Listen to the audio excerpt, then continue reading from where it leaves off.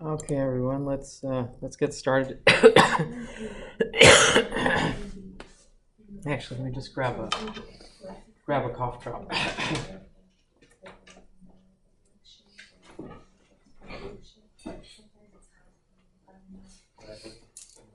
Okay, so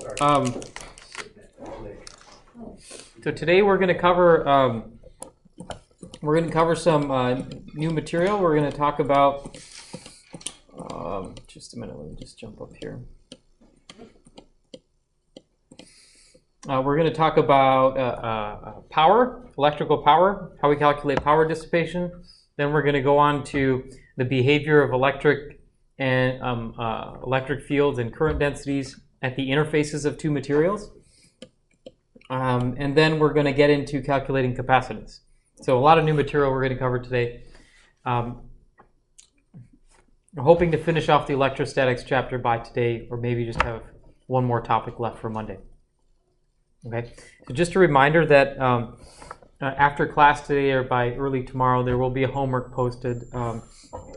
This is a little preview of the homework right now.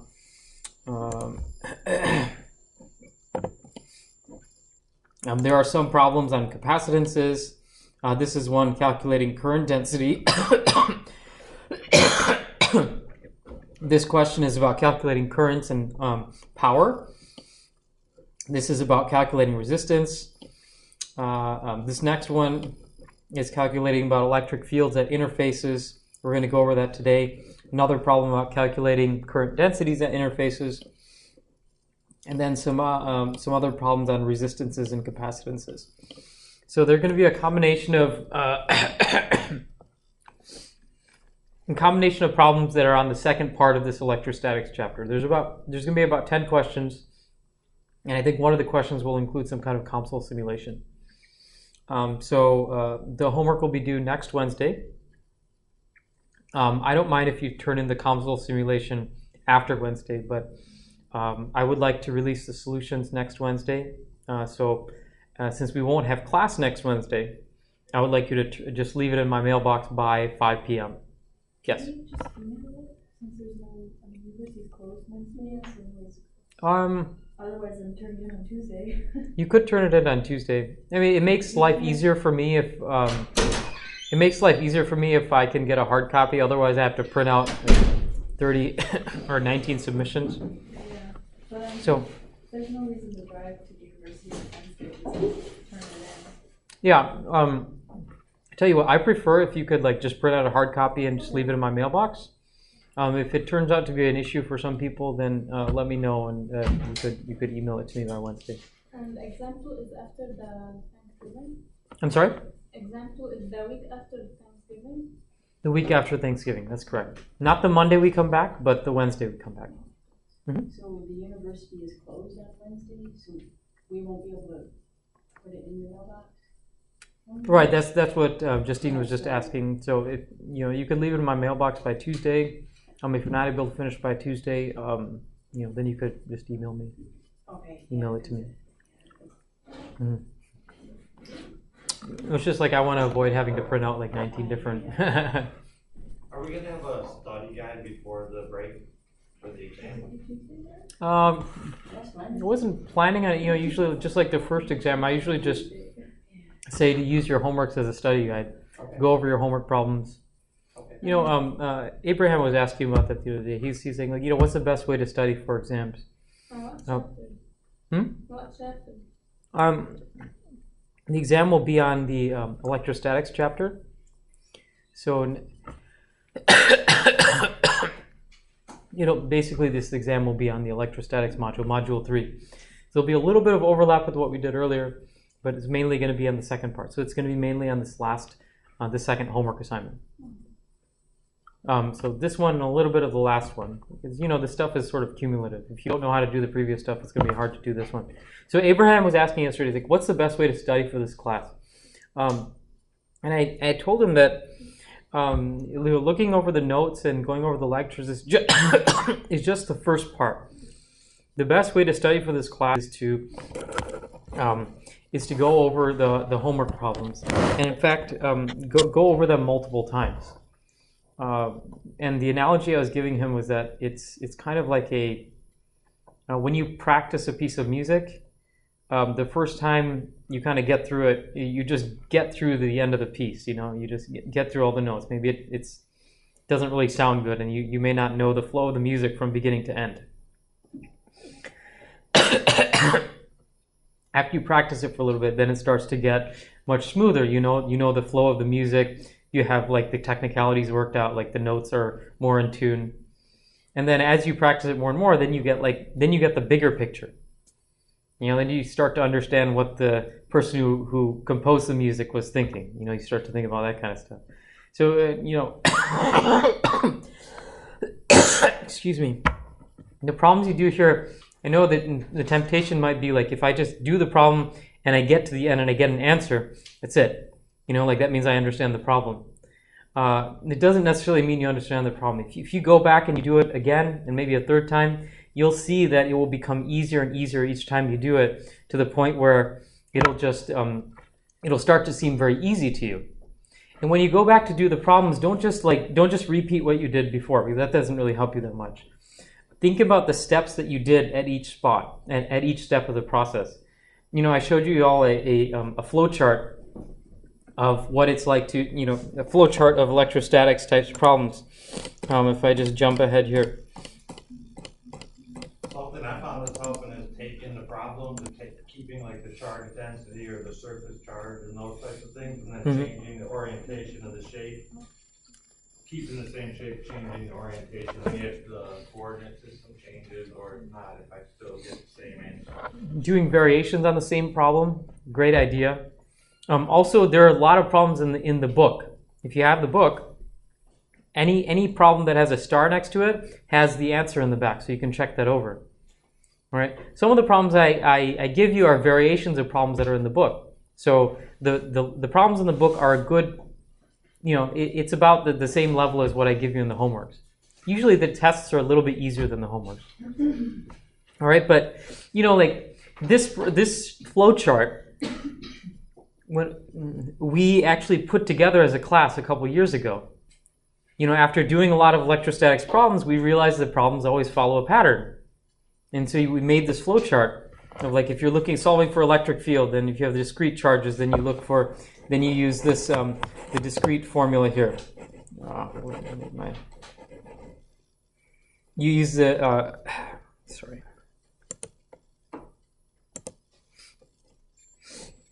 You use the discrete formula here. If you have a charge distribution, you either use Gauss's law or Coulomb's law, depending on what if you have symmetry or not. So you could go in a lot more detail of this. If you go through step by step in your problem, you say, okay, the first step was to find, last time in class we were looking at finding the current density as a function of I. That was the first step. The second step was finding the electric field as a function of the current density. And the third step was finding the voltage in terms of the electric field. And the fourth step was finally figuring out the resistance of the material. It was a 4-step process. So if you can go back and figure out what each one of those steps are, and figure out how you went from one step to another, that's kind of like the higher level understanding that I'm talking about in a problem. Not just being able to hammer your way out to the end of it, but to actually really understand all the steps involved. Because that way, then you can start to do problems that are different than the ones that you're given in the homework. Is that helpful, or is that more confusing? Basically, like, do the problems multiple times until it starts to become easy, and then you have a higher level understanding of it. Okay. So, any other questions? Yeah. Yes. Can you post exam on the solution? I went over exam 1 in a class, and I actually put the lecture recording up on YouTube. Yeah, but can you put a slide? I'd rather not post the solutions just as a document. If you'd like to see how problems were solved, we went over them in the video.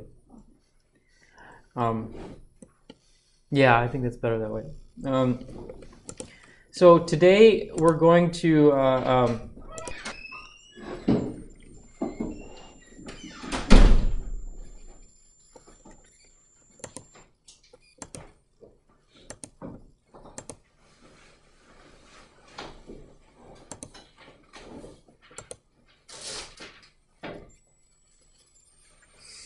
Okay. Last time in class, what we ended off with is that we figured out what the conductance of a coaxial cable was. All right, and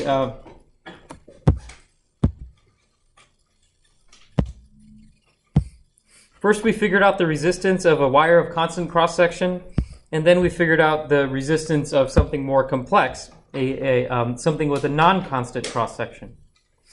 All right. You're going to have another problem of calculating resistance in the homework that that I will walk you through the different parts of that problem in the actual homework problem. So there'll be a part A, part B, and so on. The basic idea when you're trying to find resistance is that resistance is equal to V over I. Okay. The problems that we did in class last time, we applied a test current, and then we calculated what the resulting voltage was. And we did that using these electromagnetic equations. Remember, we applied some current I to this wire, and then we calculated what the electric field was, we calculated what the voltage was, and then ultimately we came up with the formula for the resistance. R is equal to L divided by sigma A. I'm not going to go over that because just in the interest of time. In this problem, I want to point out that we did the same thing. We applied a test current I, and after applying that test current I, we used the symmetry of the system to figure out the current density. Then we figured out the electric field. Then we figured out the voltage, and then we took the ratio of V divided by I to find the resistance. Okay, we first came up with an equation for J in terms of I. So we're applying a test current. And then we figured out the current density. From there we figured out the electric field. From there we figured out the voltage. And then the resistance was basically V over I. So that's the strategy. Now in your homework problem, you're actually going to be applying a test voltage instead of a test current. So in the homework problem, you're given a washer, a quarter washer, and you're asked to figure out the resistance of that washer from one end to the other. You're going to apply a test voltage, and then you're going to figure out what the resulting current is, and then you're going to take the ratio of those two to figure out the resistance. Okay. So generally, some of the formulas for resistance. The most general formula is this one. Okay. So if you are in doubt, this is the formula that you start off with. This is the most general formula. This will get you. This will help you figure out the resistance in any arbitrary case.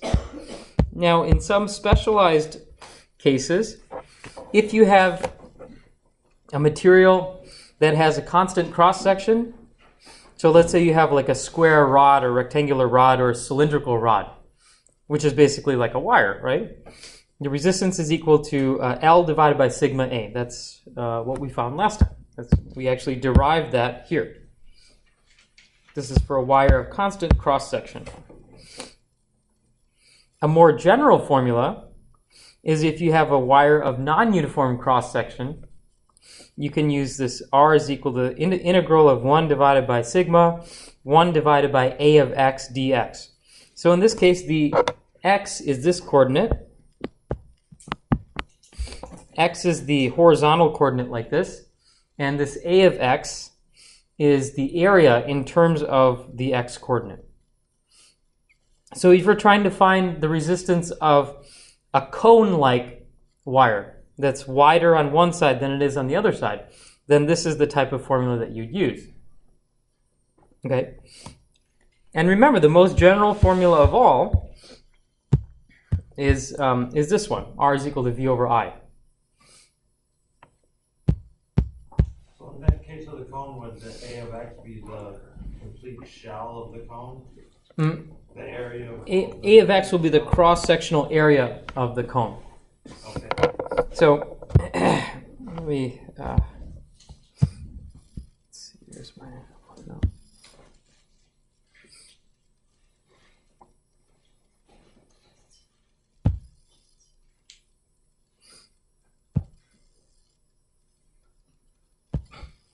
So it'd be like higher. What was that? So it would be like the pi r squared formula plugged in.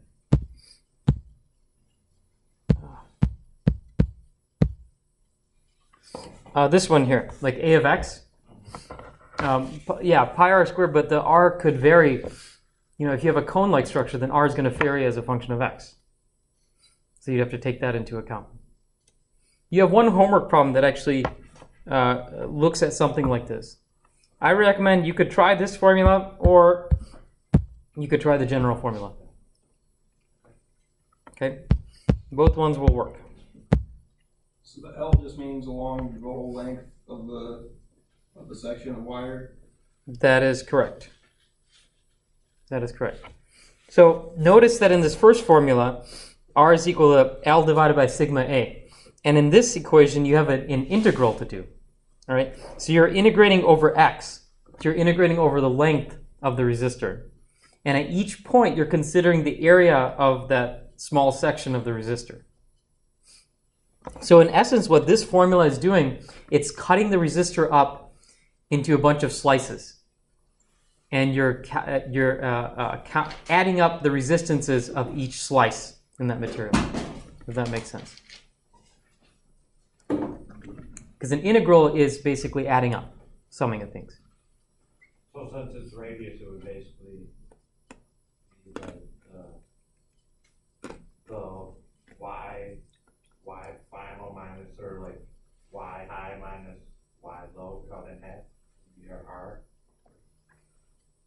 Yeah, maybe I can show you an example of something like this. Let's see. So let's say I'm going to make up an example on the fly here. Oh man, why is this not working today?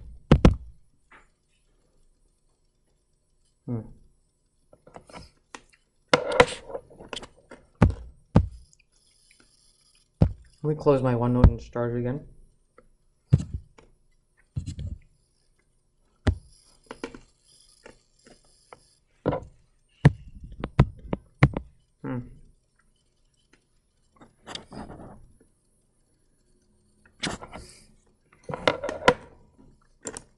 Alright guys, pardon me for a second.